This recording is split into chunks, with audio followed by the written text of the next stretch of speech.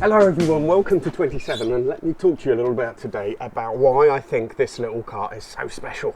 How could I possibly have compared it to a 911? Well, there's loads of reasons, but let me start in which ways it doesn't compare with a 911 like my 964. I love this car, I really do, especially now that I've done everything I wanted to do to it, the two-wheel drive conversion. I mean, it's endless. It's pin sharp, it's got incredible character, it's so fun to drive, it's really exciting, absolutely love it. However, there are quite a few areas where Fred is better. But let's start where Fred, my Sprite, is actually doesn't really quite measure up to the 911. Well, I mean, it's in almost everything. It's slower, doesn't handle, not as safe.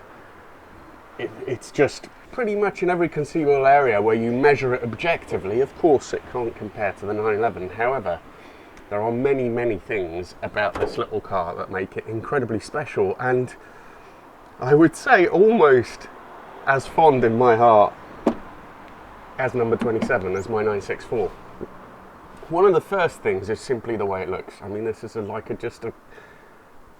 could you not open your heart to a car that looks like this? There is nothing else which has more personality in terms of looks than one of these things. Secondly, it's its simplicity and it's just complete call to driving. I've mentioned before that it has no locks, it didn't have a tachometer, it's got no heater, it's got no boot lid. I mean, it's literally just an engine really with a body shell. And yet there is something about this car. Now, one of the things is that I've really enjoyed working on it. They're so simple. I mean, there's nothing to them. There's a fuel tank, a fuel line, an engine, and that's pretty much it really. So I've had a few problems with Fred. I've actually broken down twice. Some of you who follow me on social media will probably have seen that. Both times it was a fuel issue. Aside from that, I've done loads and loads of work to it, and I'll list that a bit later. But first of all, let me tell you what makes this car really special, and that is the driving.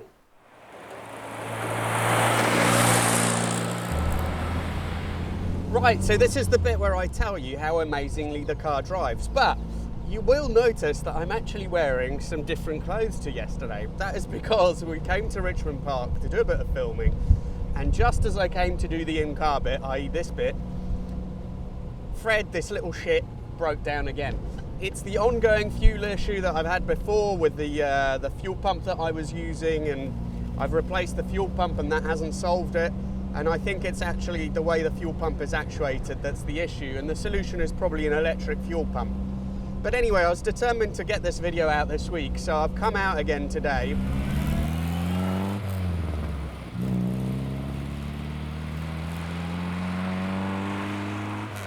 I'm hoping he'll be alright. I've filled the tank right up. But let's get back to what really matters and why I really do like this car a lot. So here in Richmond Park, it's beautiful. There's deer about, it's gorgeous, and with sunshine, it's fabulous. However, there is a speed limit of 20 miles an hour. Now, in any other car, that would simply be a complete and utter pain to do. In this little car, yes, I would actually like to be going a bit faster, but it's actually fine. It's fine to poodle about. And I don't just mean because you're out in the sun and everything else, although that is part of it. It's also simply because, even at very low speeds, this little car gives back. The fact that it's so small is really nice. It means you can place it quite accurately. You feel really like you're part of the car. But not only that, it has floors. Oh. Was just about to start cutting out there, I think. Right, it has floors, so gear change is actually quite stiff.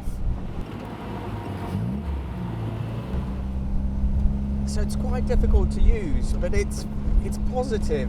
And when you do get it right, it's really satisfying. You have to concentrate on it all the time, but it's nice to use. The steering is very slow, but this lovely Bakelite thin wheel is brimming with feel.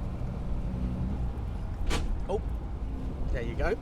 That was a bit of an example there of what not to do with the gear change. So third and first are actually very close, and it's very easy to touch on that.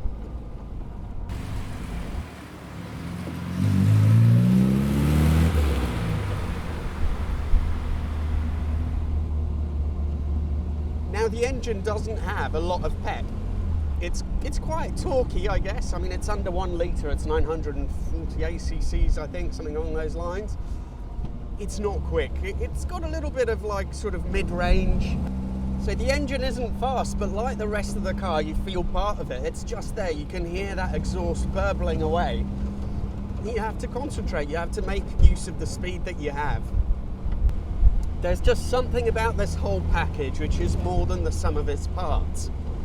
So yes, of course, it doesn't really compare to a 911 in terms of handling and all the rest of it, but in terms of the fun I have in this, despite the fact that it's breaking down almost daily, this is totally on par with my 964 at the moment. I mean, in winter and so on, I don't know if it'd be the same thing, and also it's not a very usable car.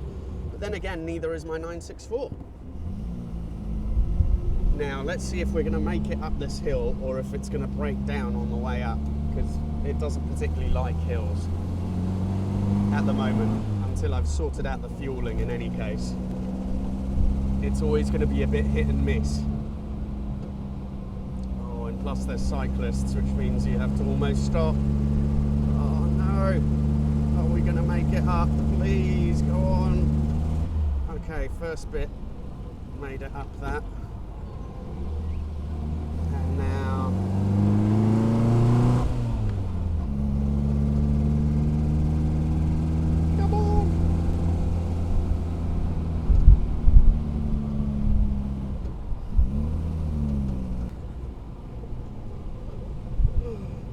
we made it.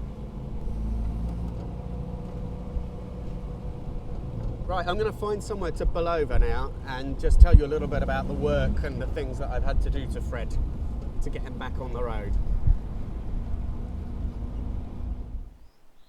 So as I mentioned previously, one of the big things for me about Fred that makes it so enjoyable to own him is the fact that I can do almost anything. I understand all the components. He's so simple and so easy to work on.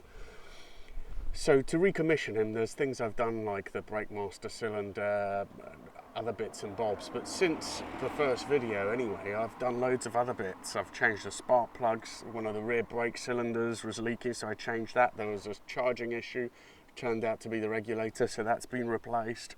The rear silencer's been replaced, 2 new hubcaps. I've redone the paint and all the bits that were scratched out and just primed in grey, so it's looking a lot better. Took out the carbs and cleaned those out. Loads of things as part of this issue that it has when it's sort of breaking up, going uphill, when it's hot, the fueling issue. So the fuel tank was taken out, that was all cleaned and put back. The fuel pump's been replaced. I'm now on my 3rd fuel pump, but that hasn't solved that issue, so I have to look at that. Also, the windscreen seal's been replaced, and I've converted a tachometer to an electronic one. So I've bought an electronic tacho from America and changed the innards of the little tacho that I have in the car and put that in the car as well. So it's been, you know, it's just been fun doing all that. This little car is really much more than the sum of its parts. I think that's part of the appeal. When you look at it, there's not much to it, but somehow or other it's just a great thing to have. So I have decided it is going to be part of the 12 cars. This is car number 11, and the Evora is up for sale, so car number 12 is coming up soon. What could that be? Well, let's see. I don't know how quick it's going to be to sell the Evora. I think they can take a while to go, so, and I'm in no hurry, definitely. I love that car anyhow. Now, one thing I would ask you all is, whenever I do anything that isn't Porsche related or with older cars, nobody seems to watch them. I don't know why. Please do me a favour, put a like on this video, put a comment, please share if you can, it will really help. I'd really like these videos of these other cars as well, which I put a lot of effort in to do, you know, at least reasonably well. Thank you all very much for watching, please subscribe if you haven't, and see you for the next video.